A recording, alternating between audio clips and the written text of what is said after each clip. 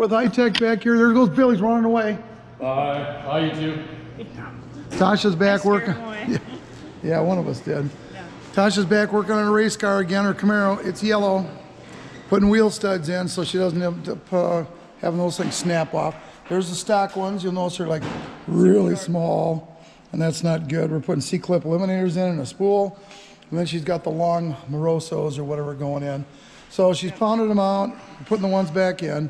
So she's ready to go now. She's been practicing. I've been practicing. Here we go. Here we go. Proof that anybody can do it. I want you to know that no studs were hurt in doing this. Yet. Ah! Sorry. Please stop. Fine. Freak me out. There we go. So far, so good. There she goes.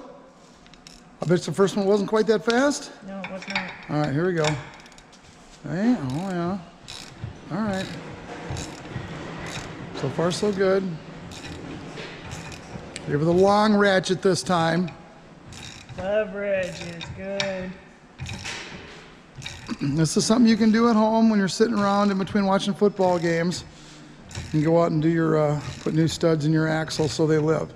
Now, these are stock axles, and most of the time I would end up putting aftermarket axles in here, but once again we're trying really hard in some of this stuff to make sure everybody gets a chance to do this stuff. There you go. Okay, good. See, that was Bill helping. There we go. See, Bill? No, we need that. I'm gonna put it in here. I'm gonna back it off so we can get it out.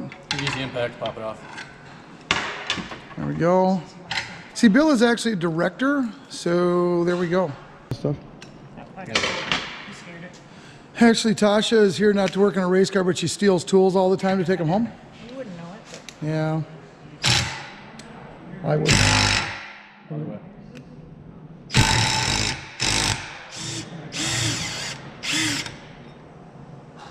And there we go. That's how you do a wheel stud. Drawn into place, all set and good to go.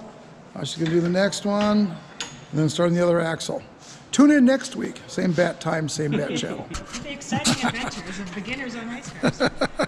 There you go.